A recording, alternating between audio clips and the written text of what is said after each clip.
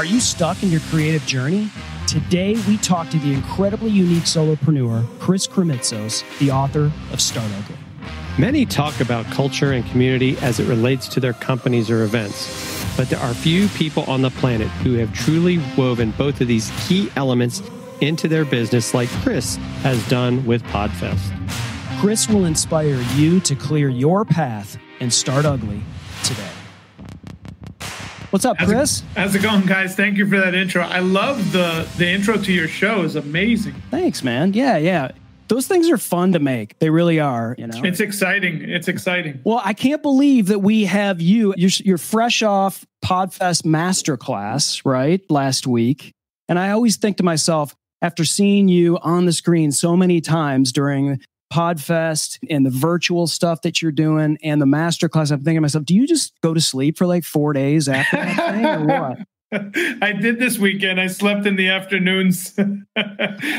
I'm fairly recovered, but yeah, it does take a lot out. Like what happens is you wake up still with adrenaline the next morning, and then you pass out in the afternoon after you go. As you know, the last stretch was a 5-day stretch, and then you recover over a couple of days for sure. It's unbelievable. And so for those of you, and you don't know yet what Podfest is, you cannot change your channel, go to another anything, because you're now talking to the person. If you've ever thought about doing a podcast, if you've ever thought about starting a YouTube channel, if you've ever thought about doing anything from a content creator standpoint, this is the man who can get your mind junk cleared if you pick up this book called Start Ugly and really get you on your path and get all of that stuff past you. Because I think, Chris, I've used the Start Ugly thing. I put this book behind me in my office. I do, Zoom calls and everything like we all do. And I put it behind me. And one of the reasons why is that I'm always referring to it so I can just point to it. But also it's like this Post-it note for ugly. It just shouts at people and they're like, does that say ugly behind you? So it's a nice little conversational thing as well. But and it looks like you actually put a sticky note on it, right? Yeah, my favorite story about the sticky note graphic was my friend, his mom saw the book on the table and she goes, "Why would you put a Post-it note to deface your friend's book?" And she got really upset with him and he couldn't stop laughing because she didn't realize it was part of the book cover. And she was admonishing her son, like, how could you do this to Chris's book?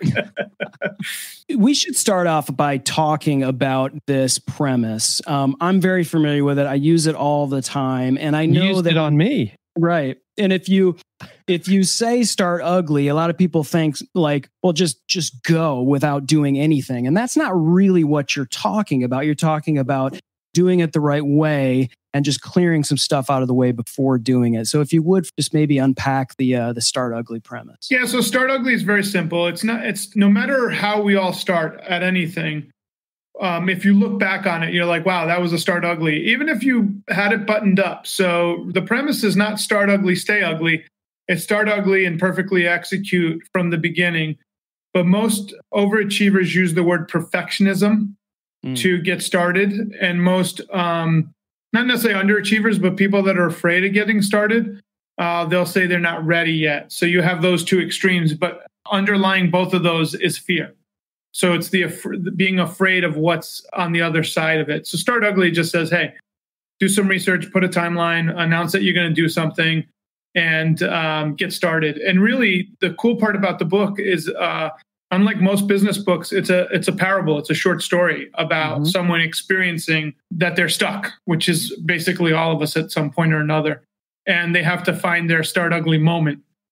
In that moment, it's a big crescendo in the book. So it's a really interesting case study. Amazon has been very supportive of the book. We've sold quite a few copies. And we purposely made it a 30. If you're a slow reader like myself, 45 minutes tops read. And you feel accomplished, you understand the point. And we give podcasters this advice all the time. They ask us, how long should our podcast be? And we always say, as long as the content is good. So the book is 99 pages and most of it's graphics. To be quite frank with you, there's a lot of graphics in it. Intentionally so. We designed the graphics to integrate with the words. So I'm a big fan of the physical copy because it's good to have around staring back at you. I know you say I have mine. I carry mine wherever. People think, oh, you're promoting your book. I go, no, exactly what you said. And I say it all the time. I put it like right here. And when I give myself excuses why I can't get started, I'm like, okay, my advice, I'm the start ugly guy. I got to get started. And I always learn from starting, because then you learn, oh, okay, I didn't know that I had to do these 3 things, and you could get going. Thinking is the biggest time stealer that we all have. We think too much. Therefore, we don't get started enough. Yes. Perfectionism, like you said, is just it's a major crossroad for a lot of people, myself included. And of course, we all go back to that first time we got in front of a camera, we got in front of a mic, and we're all cringing. You know what? No one else remembers that stuff. I like to go back and listen to that stuff because I like to feel good about how far that I've come.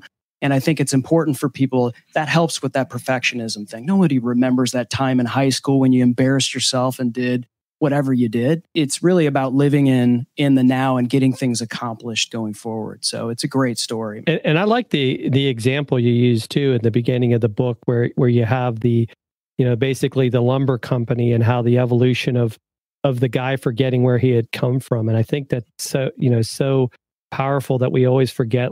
And even you have some examples later in the book of companies like Sears and Circuit City and how they didn't adapt to change. I mean, heck, we could even talk about Blockbuster, great companies that had a great idea, but they forget that we have to always be trying things by starting ugly. Loved how you pointed all that stuff out, and it really made a lot of sense. So let's tie in the Sears example to Amazon. This is like such a, so I didn't use Blockbuster because we all know the case study. So I was like, let me pick some different ones.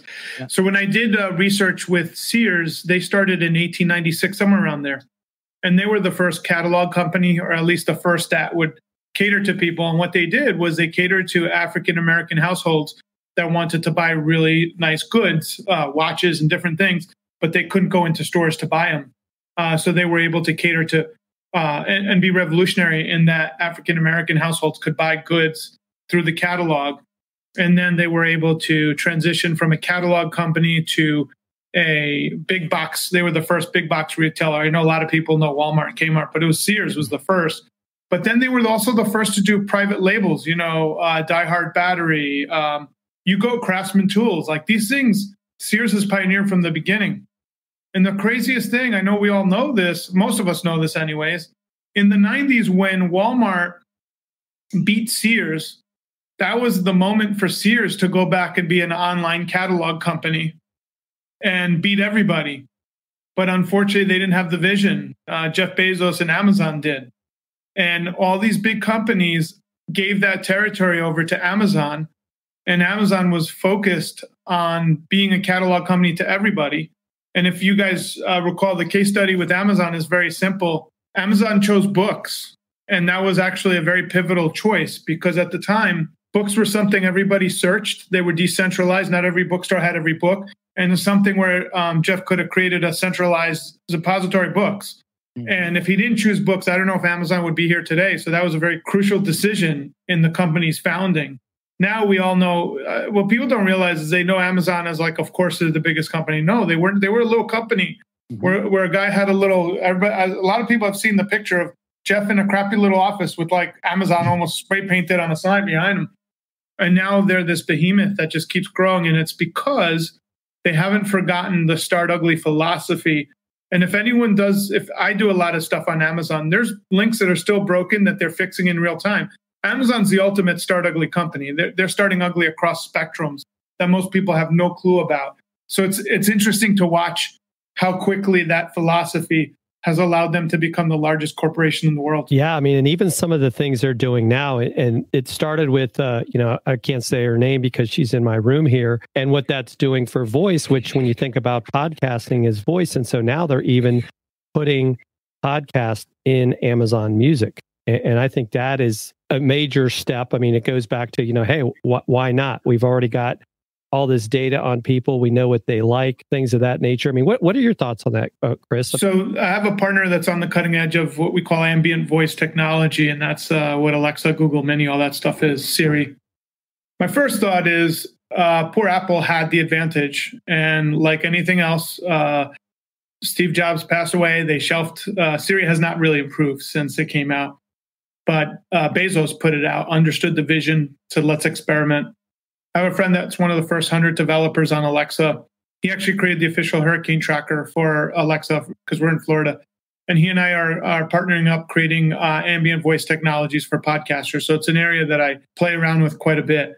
Amazon is already a player, which is really surprising to me. I do know that Amazon's a big player. We all know Amazon's a player, but for Amazon's downloads to start showing up on people's players as quickly as it has really surprised me.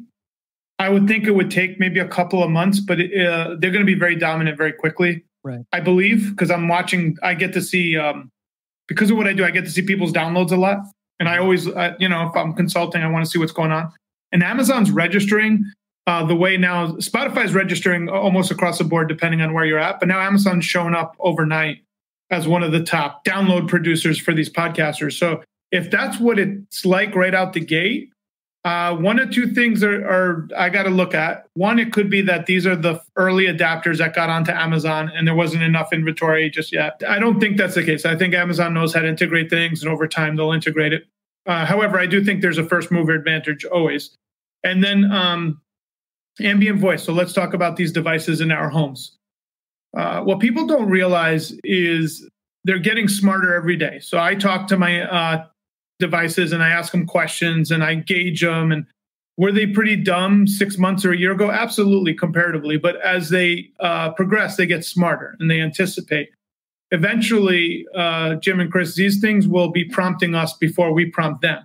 Mm-hmm. And then for podcasting, I don't see people listening to podcasts like in the house, unless it's a news flash, weather. I just don't see us listening to like an hour, because you're not going to listen to an episode. It's like, I could see music, but I can't see like, we're going to listen to Joe Rogan together and you got your little girls. Like I got two daughters, your wife's in the other room. Maybe she's not a fan of Rogan. She wants to listen to a meditation thing.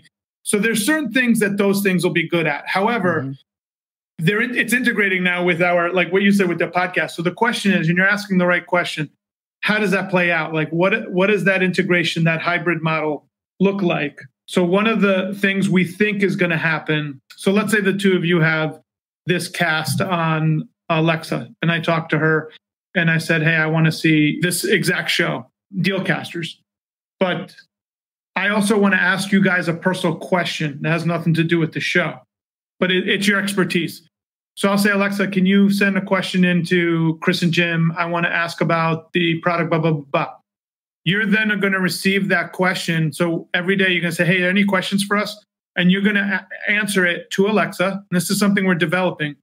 So then that answer is cataloged for the next 1,000 questions that are the same. So you never have to answer it again. Now, that's level one. Level two is if you guys become really, really famous and people are seeking you, which could happen, honestly, because of the way everything happens. You could charge now for that premium service of asking the Dealcasters premium questions. So then you could charge a $5 Patreon fee, let's call it, or Alexa fee for me to then have direct communicado with you on a monthly basis. You might have 1,000 people paying you. So that's where we see that evolving. That to tell you any further than that, I don't know. And I don't like predicting. Like when COVID happened, everybody predicted that we're going to go into a huge recession. That didn't happen. So like I always say, whatever people predict, I usually say the opposite's going to happen. People got hurt, all that, yes, economically, but people are buying more stuff than they ever have. And obviously Amazon's doing great. Some companies not. So you got to be careful in prediction. So right now I can only see that far out. I don't know what that next frontier is, because it all depends on human behavior. But that's actually a great point and idea, because as it is, like if you think about chatbots, a lot of chatbot stuff is about frequently asked questions that if you ask the bot, it can answer it. So that makes a heck of a lot of sense to allow this highly intelligent AI to be able to do the same thing for you. And I think that's actually pretty exciting. And, I guess we'll be getting an invoice for this advice you gave. So I think there's definitely things we could do with that, Chris, on Dealcasters. There's a lot. Listen, I don't think we'll be searching with our fingers pretty soon. So I do think it's going to be talking to the devices, because think about how much more intuitive it's like, hey, can you get a hold of Chris and Jim, or can you ask them XYZ? So then your voice bot will answer me back in your voice. So we all know about deep fakes, but basically it just means that these robots could mimic our tone and our voice. So like I could see Gary Vee having Gary Vaynerchuk, who, if you don't know, he's a very famous entrepreneur, but I could see that, I could see people paying for premium access to Gary, and he gets probably asked thousands of questions. So he could funnel that into some kind of tribe. And then who knows, maybe it's not a paywall. Maybe it's like, hey, I'll let you into my tribe if you do these 5 things on social for me. But that's what's about to open up. And I'm getting on the forefront with my partner, Steve, on this. We're joint venturing and we're going to figure it out together. We'll see. I think in 3 years, we'll have a better picture. In the meantime, I think we're all going to be experimenting, trying to figure it out. Chris, any thoughts in general? I mean, I feel like casting the net wider for podcasts in general, outside of the voice activation thing, has got to be great for the podcasting space. There's so many opportunities right now. You could have niche content. My wife has, you saw it up there, the Women's Meditation Network, and it's for meditations for women only. And then she has sleep meditation for women, those 2 on the bottom there. Yeah. So, she just got this going today. We got approved. So I was so excited for her. The cool part about that is these are meditations, and all she did was cast a wide net, but saying, hey, it's only for women. So how cool, of all the thousands of meditations, there's none that say we're for women only, which gave her a really leg up in her niche. It's a wide niche, but she gets, I don't want to give out her numbers, but a 6-figure download a month number. Like, she gets a lot of women all over the world downloading her meditations. That's awesome. Now, Chris, do you use any of the specific devices from Amazon, or are you using kind of all of them? Are you using like the Google Home, or you kind of playing around with different ones? I use Google Home. I got to get Alexa situated. I'm afraid I'll get addicted to it, to be quite frank with you. And I drive my wife nuts already with the Google Home minis. But we buy everything. So for Podfest, it's a conference. It's a physical conference. And now we have all these virtual platforms we just created. But for Podfest, on whatever day that is that Amazon's like, hey, we got our deals, because it kind of, I think it's on Monday, Cyber Monday or whatever, I'll buy like $10,000 worth of toys on that Monday for us to give away at Podfest. So people are always, they're like, how do you get so many toys? I'm like, I buy them on Cyber Monday. I get them for like half price. I buy as many as I can. And then we do 2 things. During that week, if you buy a ticket for Podfest, you get one of those toys. Like, we actually ship it to you. And then whatever's left over, which is literally like hundreds of toys. We've given I think we've given at least 200 Alexas out, at least, and Echoes. We give those out like the water at our events. And then during the live event, we'll have 200 prizes just from Amazon, from whatever we bought on Amazon.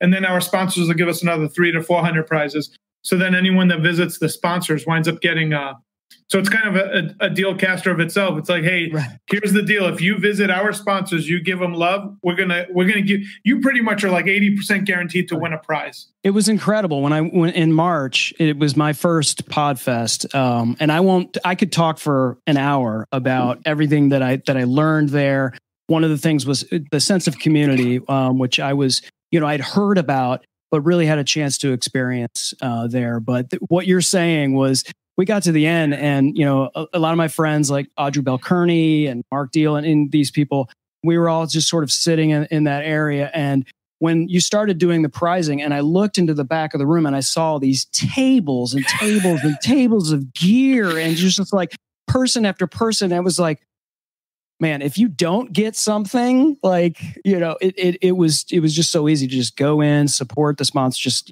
check off, go through the expo and do that, and end up with something really cool that you get to take home. It was a great experience, Podfest, for sure. And Chris, would you also say that your Start Ugly book, I mean, that even really kind of ties in to how you started what's now this world record event, right? I mean, you started this business association, you talk about that in the book, that you just kind of went in with you had a plan. It's like you say in the book, you got to have a plan. And it wasn't about perfection. And I thought it was kind of funny because, I'm actually a member of an American Legion. It's like you had all these people left these papers on the chair and you were going to throw them out. And they said, wait a minute, people actually filled them out. And the story you're talking about, I have to share this because I've done, on my bio, I put that I've done over 2,000 events. So a friend of mine who knows me well, and you guys have seen me, I travel around the country all the time. But like when I say events I put on, not that I go speak at. My buddy goes, I've done the numbers. You must have done more than 2,000. And we did the numbers. It's close to 3,000, but it sounds so obnoxious. We just don't list them anymore. So I was like, listen, let's just keep it at 2,000. You and I know it's well over 2,000. But my first event, and Jim, this is what you're talking about. So I was doing a local TV show in Tampa, and Mr. Diaz, who was a Legion, he was like in charge of the American Legion locally. He was the guy in charge of making sure it was okay for everybody. He goes, why don't you have your event at my place? I go, how much? He goes, $300. I'm thinking Price is Right? Let's have it at the American Legion. And it was a business group for owners of companies, small business owners. And it was in June in Tampa, and the air conditioning this place busted. And I think it was June or July. It felt like July, but either June is hot. It was like 100 degrees plus the humidity. So now everybody's showing up, and the Legionnaires the night before smoke cigars. That's what they do. Like I think my event was on a Saturday or something. On Friday night they were smoking cigars. So when I tell you it stunk to high heaven, it was gross. So now I've told everybody, please wear your Sunday best. Everybody's wearing suits and stuff. Right. And in Florida, in the wintertime, summertime, people in general don't wear suits like they do in the colder cities, only because it's so hot. You just don't wear suits. So now, a friend of mine was like, you got to tell them to dress up well. And then I had 5 slides. I did the slides. I'm defeated at this point because I'm like, holy crap. It's everybody's shirts are melted. I brought them all into this nasty smoke-filled place. But they saw the love I had for the community, what I wanted to do. And Jim, like you said, I was about to throw all these. Back then, I put pieces of paper and you put your credit card information on the paper. I know it sounds like so old school, but it's not that long ago. And that's when my friend Barbara was like, what are you doing? I go, I'm throwing out the thing. No one filled it out. She goes, no. Every 5th paper has like someone's credit card information. I was like, holy crap. And I had 20 of them and I started my group. But it was that's what I call Start Ugly. Now, if I said next month we're back at the American Legion, now that's a problem. But I transitioned into a hotel because someone at that meeting said, why don't you have it at the local hotel? And I'm like, I can only afford $300-400. Like, they'll give it to you locally if you have a 30-day window. And that's what happened. So I got better you've seen where I'm at, but I've gotten better, but it's a lot of iterations to get to that level of learning every time I stepped out. So thank you for reminding me of that, Jim. That was a sweet and bittersweet memory for sure. Well, to me, it's what helps inspire all of us to say, look, it's funny when people see where you are today, Chris, they don't realize where you've come from, right? Like we all have to start or, start ugly. I mean, Chris Stone helped me and Christian. I had read your book and we're ready to go. And we kept making these excuses. And Chris is like, dude, you guys just got to put that podcast out there and get it going. And, we're starting to get some traction. But, too many people get all wrapped up, kind of talking about like the lumber company into this perfection and that nothing can change. And it's got to be exactly this or it's not going to work. And we keep ourselves from success by getting that into that perfection mindset. Yeah, I agree. 100%. Chris, these guys, what did you have like 11 podcasts recorded and you didn't put out you didn't release it. I was like, what are you doing this for? You just, what's the point? Yeah, Rob Walsh has an interesting stat because a lot of strategists are like, hey, get 10, 20 in the bank. He says the shows that just start with 1 actually last longer than the people that are banking the ones in the thing. And I think it goes by the people banking 20, 30 shows are so worried about the release and they have so much pressure. Whereas the person that's just like, hey, I'll just put 1 show, see how it goes. They build momentum because they haven't put all that pressure on them. So that's behind the scenes. They've said that they've seen a difference. So it's interesting to hear that, Jim, you did mention, so this summertime, we decided to set a Guinness World Record. And it was kind of a Start Ugly moment for me because quite honestly, we did a pre-week event. And the reason is I didn't know how to use the technology. So the pre-week was for me to literally start ugly pre-week before the main week. So imagine like you really don't know how to use the technology till the week before you're actually going to do it. And that's kind of our philosophy. And the kid helping me out, he's not a kid, he's a man, but I'm a bit older, but he's bright-eyed, bushy-tailed, but you need that around you. And he goes to me, this is like trying to build a plane in midair. And I didn't realize we were moving that fast when he said that, but we had 5 weeks. We gave ourselves 5 weeks to set a Guinness World Record. And what people don't realize is when you're talking about active podcasters, creators, there's not a lot of them. There's about 330,000 of them globally. And then of that group, how many of them identify with them being podcasters? Because half of them just do whatever their subject matter is, they put it out. So to get 5,000 individuals was quite a feat, and we broke the record by 3. We got the official certification about a week ago. It was one of the coolest, hardest, most rewarding things we've ever done. And I believe March next year, we're going to go for it again. We're going to try and set the record out of reach for anyone. So we're going to, as a community, we're going to come back and just set the record out of reach.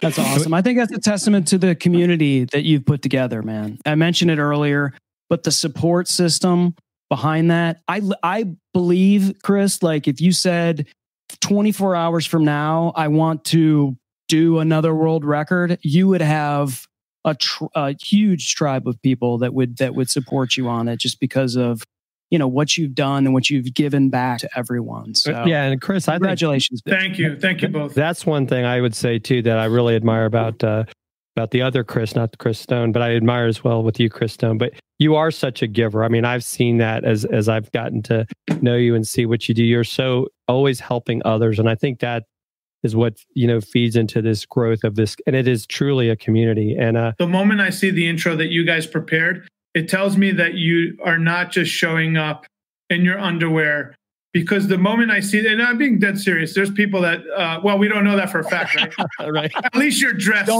Don't stand up, Jim. Yeah, that's right. When we had to transition, because we do the Florida Podcast Association once a month, and we had to transition to Zooms, part of my caveat was like, please show up with clothes on. I didn't care how you just have something on. Right. But the truth is, when I see that B-roll package of your intro, okay, I understand that you've put some effort into it. And here's what I'll tell you, and it's very simple. A lot of people will say, I don't know what I need to do. Well, first thing, if we're talking about podcasts, there's one very simple thing. Your download numbers tell us if you're increasing or decreasing. So that is a metric you want to watch. 2, are you on topic? Is your show named properly? A lot of people will choose names no one can research. They can't find it. This show is appropriately named Dealcasters. It's very specific, and they stick to the theme of a Dealcaster. So how are you naming your show? Is it congruent with the content that you're providing? Are you doing any marketing? Are you doing any social media? Are you doing any paid marketing? And then the last thing is, who are you asking for feedback? So for instance, I would pay someone like a Dave Jackson from School of Podcasting to give me objective feedback. Dave will. Okay. But are you listening? Most people don't listen. You guys know this better than anyone because you've been around the block or two. Most people ask for feedback because they want a pat on the back. So I always ask, what kind of feedback do you want? Do you want me to say you're doing a great job? Some people need that's fine.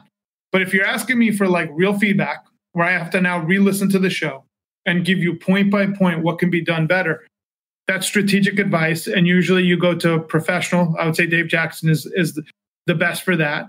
Invest in it, and then listen to the feedback. You don't have to listen to all of it, but there's always going to be things in there you're like, I heard about that, or someone left me a comment about that. Well, if you're hearing it twice, I'll give you guys an example. Early on, there was a meditation podcaster, and she was a fan of John Lee Dumas. And John Lee Dumas starts his episode number 1 of whatever. He like announces the episodes, and she was doing the same thing. And I said, hey, no offense, but I don't know anyone listening to a guided meditation that needs you announcing the episode number, because it's not something that's sequential. It's evergreen content. Sounds like basic.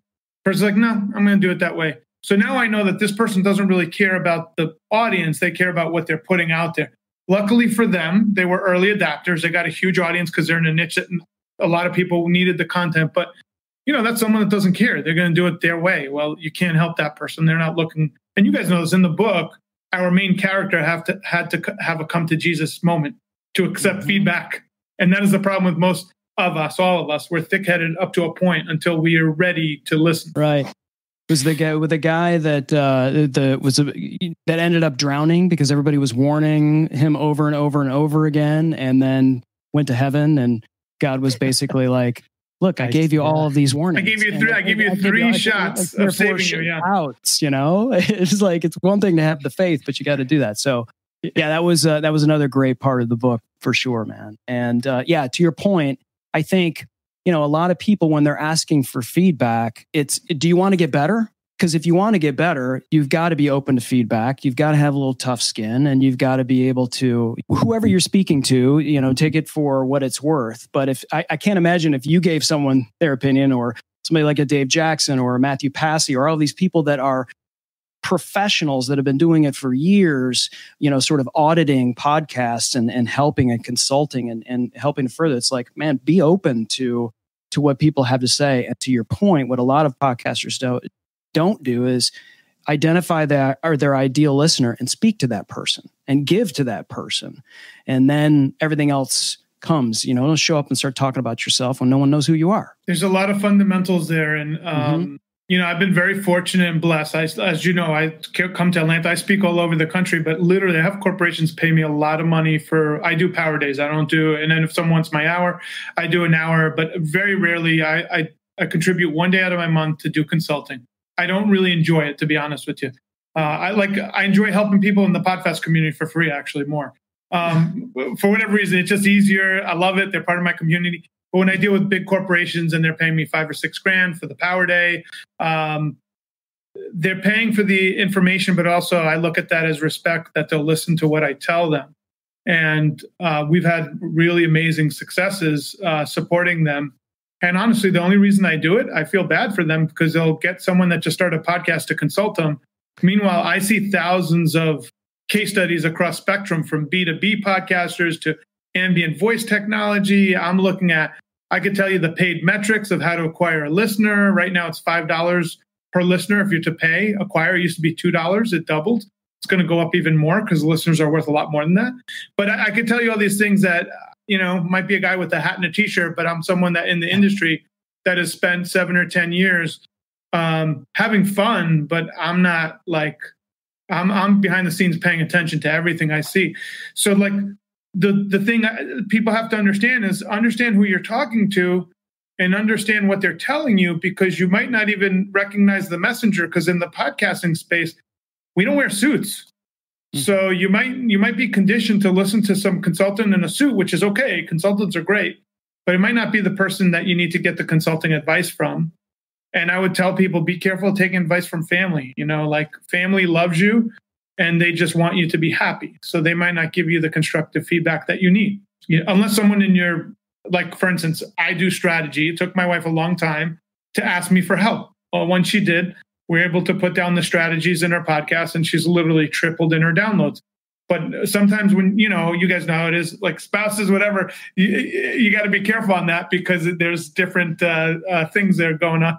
So that's true. Your podcast is your baby. You can kind of take stuff personally, and family can be sometimes the other way too, maybe a little too, detrimental and could, kind of maybe. It could go a lot of different ways.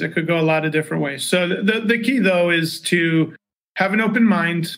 Audio is growing. We're not at the, now that Amazon, like, think about it. Amazon just came on board. So to say like, we're still at the tip of the iceberg, it's still going to go through the roof. Oh yeah. And I love how you actually say, because it kind of fits in with your book cover, right? Don't judge a book by its cover. It's the same thing, right? I think a lot of us, like I almost am terrified of having to wear coats and ties anymore. I mean, this is, I usually wear a polo shirt. I would almost prefer to wear jeans as opposed to slacks, but I get it. There's still people kind of stuck in that mindset, but, or I don't know if you guys have ever done it. You walk into like a car dealership completely underdressed because you want to see how they treat you. They have no idea what you have, as far as funding goes. I think that's a great point, Chris. Well, Jim, for you and Chris, I'll give you guys this example. And this is why everybody in our community is treated equally. I'm talking about from the speakers to the sponsors to the attendees. I think all three of us have a lot of value out in the marketplace. Imagine if you came to my conference and we were too busy for you. So a lot of conferences, what they tend to do is they cater to their speakers. And the speakers become superstars. What I've learned is the community you never know who's in your community, first off. From a human level, I believe we're all equal, right? Like, we're all human beings walking the planet. We all have different gifts, right? I think we'd all agree on that. What I realized was, like, we have just as much talent in the community as on stage. So now what happens, and I think you've seen this, our community teaches the stage. So there's no, like, it's all fluid. Like, even the sponsors, everybody integrates. And it's because of I would go to these events and I would say up to the speaker, hey, I have an opportunity. Meanwhile, they don't know I have a full running promotional company. And they would be like, yeah, I'll talk to you later. And they'd walk off. And I'm like, well, that's wasn't the speaker's fault. I want to be very clear. That was the promotional's fault for not telling the speaker that we're all one big organism here helping each other. So they elevated the speaker so high that they wouldn't interact.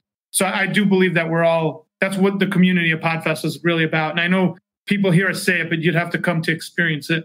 It's very unique. Yeah. And I think what that spurs is creativity in the podcasting community. I came from the music business where it's highly competitive. It's highly competitive from labels. It's highly competitive from artists. It's super competitive. In this space, I at first I was very shocked about how no one treats anyone else like their competition, even if they're speaking generally about the same thing, because it's like, well, my voice is my voice. Your voice is your voice. My voice may not be for everyone. Your voice may be for someone else. So how can we work together? Maybe how can we sort of, the rising tide and the ships and that whole thing. And that really was an eye opener for me. And I think being at Podfest really kind of catapulted that for me, and being able to witness that in person. I guess it was the last conference in person.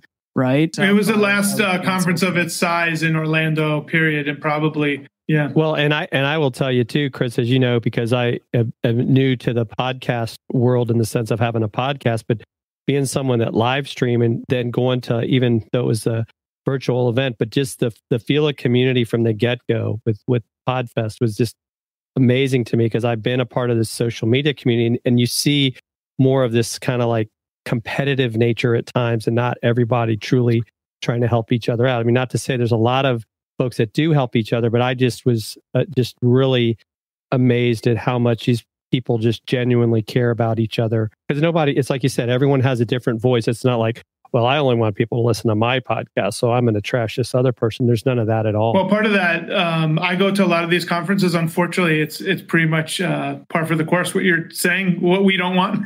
YouTube conferences especially are ruthless, because they could, and that's why you see a lot of the younger generation, they have a lot of cyberbullying issues.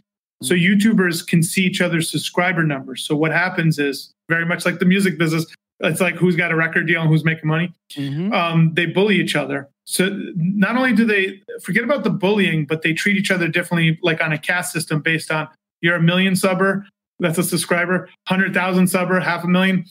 So, what you guys are doing with streaming, the way I look at Podfest, we also own VidFest. We want to bring a creative village. Think of like the Olympic Village, where we could bring all the streamers, the podcasters, the YouTubers under one roof, where we could treat them all with respect and dignity, and then they could conform to the overall culture of our community, which is being kind to one another and helping each other and rising tide and abundance. Unfortunately, I've gone to a lot of these conferences. It becomes a ego fest. And the key part is we have to always establish we're here to support each other. And I was surprised, both of you, I will tell you this, for Podfest Global, that's the virtual event where we had over 5,000 attendees. I was shocked to see how that feel of the live event actually carried over into the virtual, and people said they loved it as much as the live event. We weren't expecting that feedback, and we got it across. And what happened was we had 167. So we use this app called Huva. So we had 167 meetups that the community generated with 3,884 people attending that we had nothing to do with. That's the community supporting each other.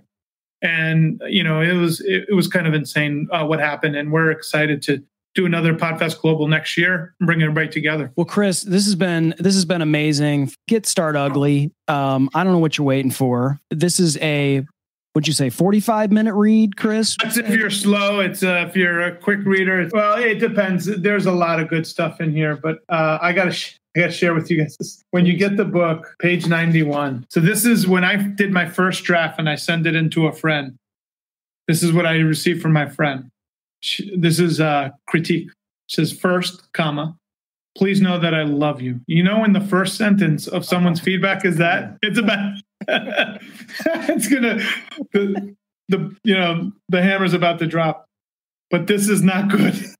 Second sentence. Wait, but this is page 91, first paragraph. Says, on the plus side, comma, you have that starting ugly thing in quotes down, which gives you something to work with. Now, that's a friend of mine that literally for a living, she reviews books and stuff. And she was right. At the time, the book was okay. I had the main character like dying off. She's like, you can't do that. You got to give us redemption. Hero's journey. Haven't you heard of that? And I said, no, he becomes an alcoholic. He loses everything. That's the real story. She goes, that's not going to help any of us. So at the time, I was like, you know what? That's a very good point. So I really thank her. I put it in there because I love her. Because if she didn't have the guts or the balls to say, hey, man, this is not a good draft. Like, the story needs work. I wouldn't have this masterpiece that I have now if she didn't give me the honest feedback. So we rewrote it a bunch of times till I was happy. And she loved it. And then we published it. And the other thing is, don't let anyone else kind of tell you what to do. As far as I got a lot of feedback from people, you should make it a business book with business equation. I said, nah, I just want to create a story. I'll create a 1-page with business, like there's a 7-step process, but that's about it. After that, let everybody else discover how they want to start ugly. And I don't want to tell them exactly what to do. That's up to them. I had a martial artist teach me once, in life, you got to functionalize your art form. And this guy was a crippled martial artist. He basically, one leg was 6 inches difference in the other leg. And he had spinal bifida, had everything grown up. And he wound up training like 5 or 10 like some of the top martial artists in Lakeland, Florida, with no air condition in the middle of Florida. And he always said, he goes, most people don't know how to functionalize their art. And I said, what does that mean? He goes, you need to know first who you are. And then you need to take whatever that art form is, and you got to functionalize it to you. He goes, most people copy. And that's why they never get anywhere, because we could sense that blueprint or that thing. He goes, you got to functionalize your art form. So for me, functionalizing my art is my events are my art form. And we do it differently because I want to listen to the audience and create something together. So when you guys talk about it's all about the community, it is, because the community says, hey, can we do this? Let's do it. So I appreciate you guys for having me on this amazing show. I'm excited. I'm excited to hear the presentation on how to get the most out of Amazon. I think that's going to be amazing. But I appreciate you guys sharing the stage with me and having me on the show. Well, thank you, Chris. And Chris, what's the best way for people to say connect with you, or even if they are interested in Podfest, and like you mentioned, you got some other things coming up, VidFest, and which I'm excited about as well. Yeah, Podfest Expo or vidfestexpo.com. And then if you want to just reach out to me directly, chriskrimitsos.com. And I'm on every social platform. Send me a message. The key thing, though, is if you could make it out to our events, forget about the content. The people, honestly, that we have are just amazing. The people you could meet, make friendships with. I get it that the content draws you out, but it's the community that'll keep you staying there. So that's what's really unique. 100%. Awesome. Chris, thanks so much for your transparency, your vulnerability, and of course, being such a important part of the podcast space and the community. And man, just for sharing your time with us today, man, we really appreciate it. Thank you, Jim. Thank you, Chris. Thanks for having me on Dealcasters, man. Get your deals now. We gave away some good ones for you guys to get. Thank you. Thanks for listening to Dealcasters. Congratulations, you've taken another step forward in your content creation journey. Please don't forget to hit the subscribe or follow button here in your favorite podcast player so you can be reminded every time we drop an episode. We love hearing from our listeners and viewers. And if you're wanting to watch our shows live on Amazon, feel free to follow Dealcasters Live as well at dealcasters.live. Follow us on Twitter or subscribe to our YouTube channel, where we also included added content that you cannot find anywhere else. If you have questions about this episode or have something you want us to review, you can also email us at dealcasters@dealcasters.live. Thanks again for listening, and you know the deal. Don't fear the gear.